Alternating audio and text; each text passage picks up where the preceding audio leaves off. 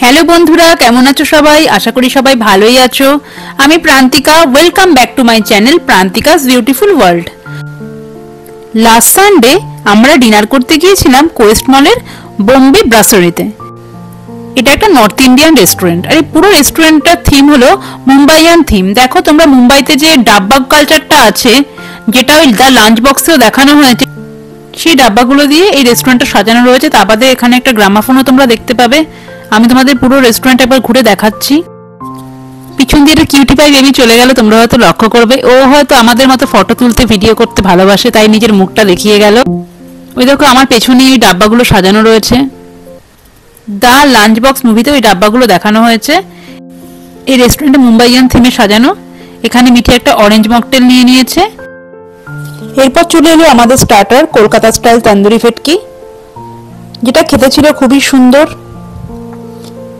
আমার এক্সপ্রেশন দেখে তোমরা বুঝতেই পারছো, খুবই টেস্টি ছিল।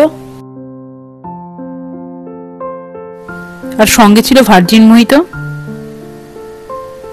এখানে ওরাও তৃপ্তি সহকারে স্টার্টার খাচ্ছে।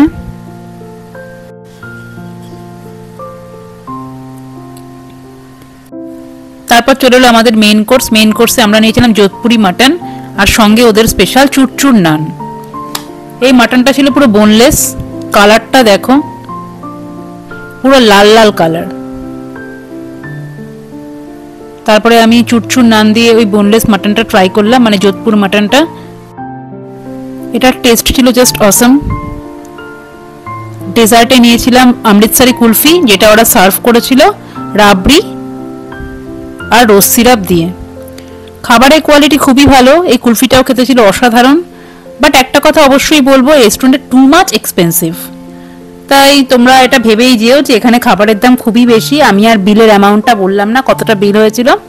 মোট কথা, রেস্টুরেন্টটা আমার খুব এক্সপেন্সিভ লেগেছে, বাট অ্যাম্বিয়েন্সও যেমন অসাধারণ, তেমনি এখানকার খাবারের কোয়ালিটি। আর এই কুলফিটা তো মানে অসাধারণ লেগেছে, রাবড়ির সঙ্গে কুলফি। আমি ফার্স্ট টাইম ট্রাই করলাম, খুবই ভালো লাগলো। আর রেস্টুরেন্টের অ্যাম্বিয়েন্সটা তোমরা একবার দেখো, অসাধারণ অ্যাম্বিয়েন্স, অসাধারণ খাবারের টেস্ট।